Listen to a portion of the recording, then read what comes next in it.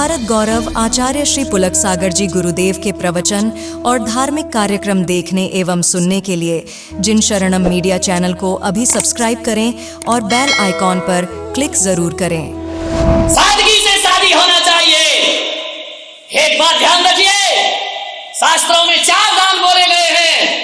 आहार दान बोला, औषधि दान बोला, अभय दान बोला है, ज्ञान दान बोला है। एक दान और ग्रस्त का बनता है जिसे मैं कन्या दान कह करके बुलाया करता हूं। कन्या से बड़ा दान दुनिया में कोई नहीं होता है। ना जाने क्या परंपरा है इस देश की कि जो व्यक्ति करेंसी का दान करता है, अरे कागज के टुकड़ों का दान करो तो उसका सम्मान होता है। उसे माला पहनाई जाती है, उसे पगड़ी पहनाई जाती है। कागज का टुकड़ा दिया जाता है, उसके बड़े गुणगान किए जाते हैं। कागज के टुकड़ा दान करने वाले का इस देश में सम्मान होता है। वो जो बाप दिल का टुकड़ा दान करता है उसका अपमान क्यों होता है?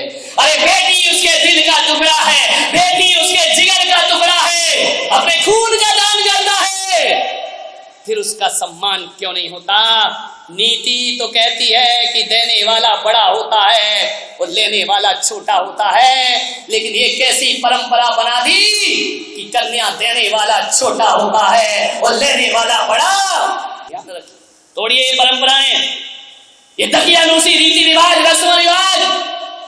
दिल का टुकड़ा देने के बाद भी वो छोटा बना रहता है। वह झिड़कियां सुनता है, वह ताने सुनता है लड़की का पिता। मान्यवर, यदि इन परंपराओं को नहीं बदला गया तो मेरे देश की बेटियां दहेज की बलिवेदी पर चढ़ती रहेंगी और ना जाने कितनी बेटियां आज इस देश में फांसी के फंदे पर झूली होगी, कितनी बेटियों को जिंदा जला दिया गया होगा, कितनी बेटियां दर-दर की ठोकरें खा। ये अमीर लोगों के कारण है। ध्यान रखिए, झूठा दिखावा और शान शौकत। हमारी लड़की की शादी है, मैं कहता हूं किसी मंदिर में पैसा दे देना, लेकिन लड़के वालों को कभी दहेज में 1 रुपया भी देने का तो साहस नहीं करना। वरना हर गरीब भगवान से कहेगा कि भगवान सब देना, लेकिन हमारे घर में लड़की को जन्म मत देना। ध्यान रखिए, आपकी झूठी शान शौकत। एक समाज है राजस्थान में, नागदा समाज, जैन समाज की एक समाज है। मैं बड़े आदर से उसका नाम लेता हूं। उस समाज में न दहेज लिया जाता है और न दहेज दिया जाता है। अरबपति भी होगा तो लड़की की शादी वैसे ही करेगा जैसे साधारण लोग करते हैं। गरीब भी होगा तो शादी वैसे ही होगी। सामूहिक विवाह का आयोजन किया जाता है। मान्यवर, अबलाओं के साथ खिलवाड़ मत करिए। कन्यादान से बड़ा दुनिया में कोई दहेज नहीं हुआ करता है। कन्या से बड़ा कोई दान नहीं हुआ करता है। मान्यवर, अपने सीने के टुकड़े को किसी अनजान घर में दे देना ये किसी लड़की के पिता की बस की बात है। हर किसी के बस की बात नहीं हुआ करती है। सोचना, बरसों साथ रहती है, 20-20 साल एक पिता उस लड़की को नाजों से पाल पोस करके बड़ा करता है। कितने अरमान हो गए उस पिता के जिस लड़की को प्रताड़ित करके मार डाला है।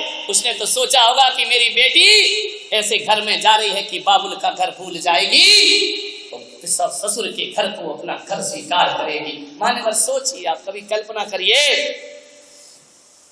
मैं कहता हूं कन्यादान से बड़ा दान दुनिया में कोई दूसरा नहीं हो सकता है। लड़की वाले लड़की देने के बाद भी लड़कों वालों का एहसान मानते हैं। हकीकत में तो एहसान लड़के वालों को मानना चाहिए कि उसने तुम्हारी अपनी बेटी तुम्हारे यहाँ दान में दे दी है। अरे तुम्हारी औकात तो बारात लाने की भी औकात नहीं बची है। आजकल तो लड़की ही बारात लेकर के आ जाती है। विचार करिए, किस बात की छाती चौड़ी करे घूमते हो? सारा पैसा लड़की पक्ष से ले लिया जाता है। झूठी शान शौकत बघारते हुए घूमते हो। आपके जीवन में आप तो एक भिखारी को रोटी नहीं दे सकते हैं। एहसान मानो कि उसने अपनी बेटी तुम्हें दे दी है। और एक बात ध्यान रखना, एक लड़की का बाप अकेली बेटी नहीं देता है। तुम्हारे घर को हजारों रिश्ते दिया करता है। लड़की के बाप ने गरीब लड़की नहीं दी है। अरे ये लड़की का बाप यदि अपनी लड़की नहीं देता तो लड़की के पिता तुम्हें सास ससुर बनने का सौभाग्य प्राप्त नहीं होता। एक रिश्ते दिए हैं लड़की के पिता ने, एक तुम्हारे घर में वंश का अंश दिया है, ये लड़की के पिता का एहसान है तुम्हारे पास। चाची मामी नानी कहलाने का सौभाग्य एक लड़की का पिता देता है, तो तुम्हारी औलाद को बाप बनने का सौभाग्य एक लड़की के बाप ने तुम्हें प्रदान किया है। ध्यान रखिए, वरना ऐसे ही घूमते रहते, एक लड़की 1000 रिश्ते लेकर के आती है, तुम्हारे घर में लक्ष्मी बनकर आई है, जब शादी होकर बेटी आती है तो आरती उतारते हो, तो चंद रुपयों की खातिर उसे चिताओं में जला के खाक भी कर दिया करते हो। मान्यवर, बोल दुनिया के रसीले हो गए, अब ये क्यों अंदाज कटीले हो गए। एक गुर्दा बिक गया तो क्या हुआ, हाँ तो लड़की के पीले हो गए। अपने तन का गुर्दा बेच करके लड़की के हाथ पीले करना पड़ते हैं। लड़की के पिताओं से मैं कहूंगा, क्या करोगे ऐसे दामाद का जिसकी नजर तुम्हारी दौलत पर हो। ऐसे नपुंसक और निकम्मे दामादों से तुम्हें क्या मिलेगा।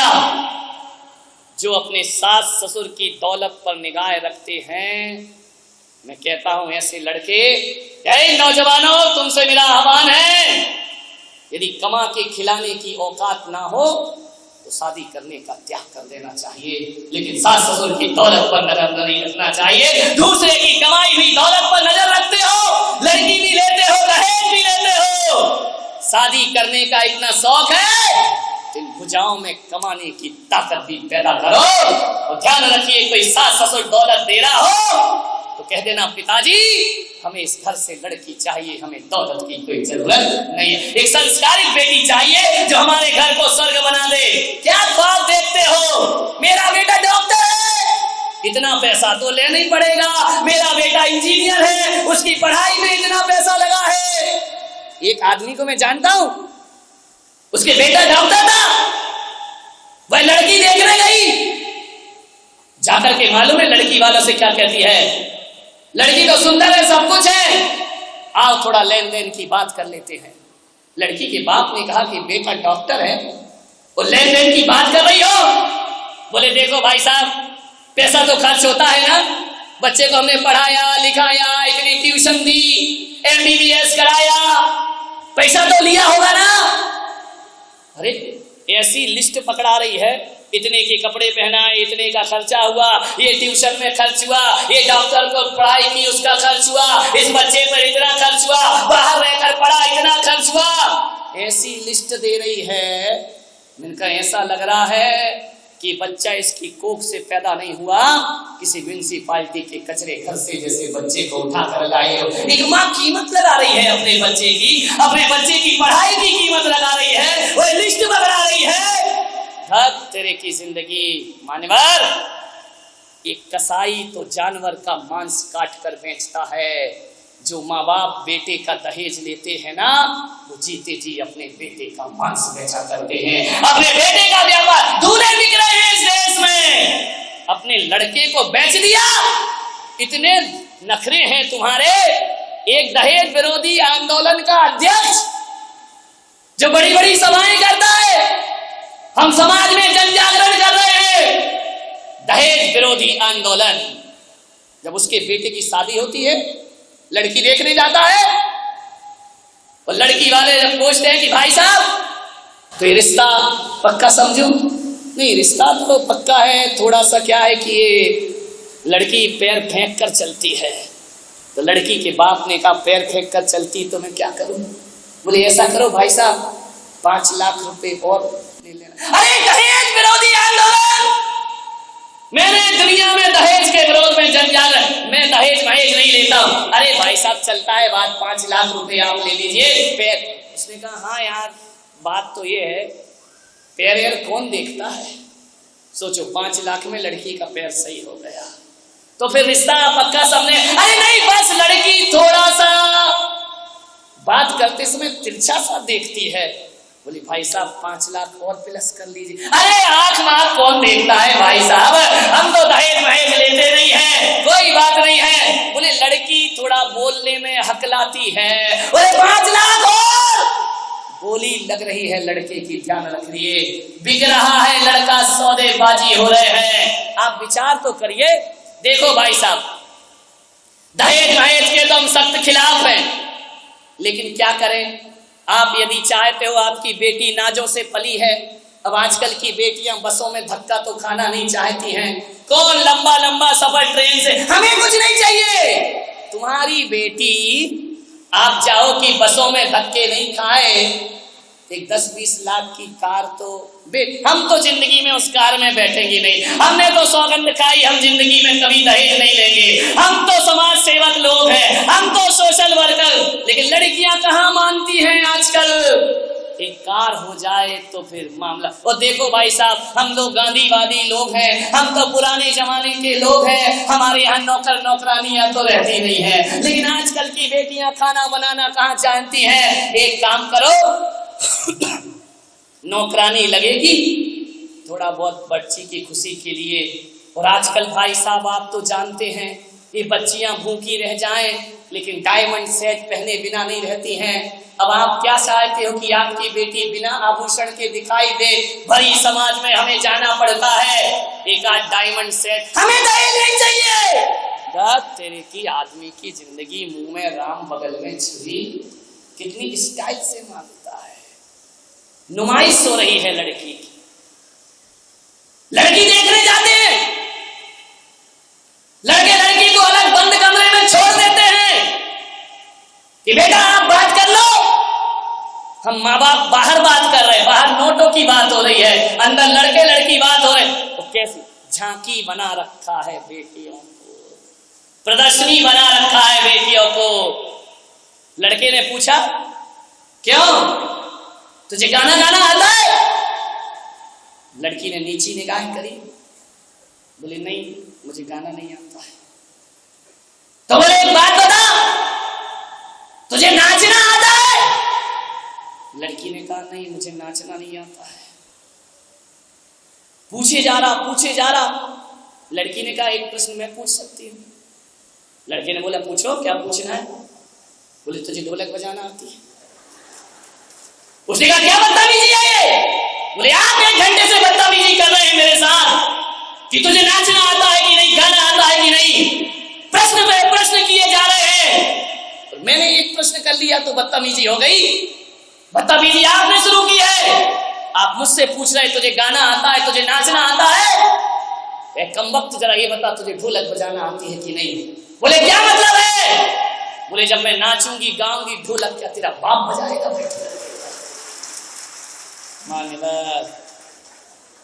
लड़कियों को थोड़ा सा तैयार रहना होगा। दहेज के भेड़िए घर में आए, धक्के मार कर भगा दीजिए। लड़की के पिताओं से कहूंगा, दहेज के लोभियों को अपने घर में कभी घुसने मत देना। सासुओं से निवेदन है, घर में बहू लाना, बहुरानी मत लाना। ध्यान, हर सास, हर लड़के की मां सोचती मेरे घर में पैसे वाले की बहू आना चाहिए।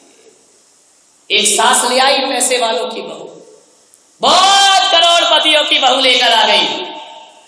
एक बात ध्यान रखना, रिश्ते हमेशा बराबरी वालों में करना चाहिए।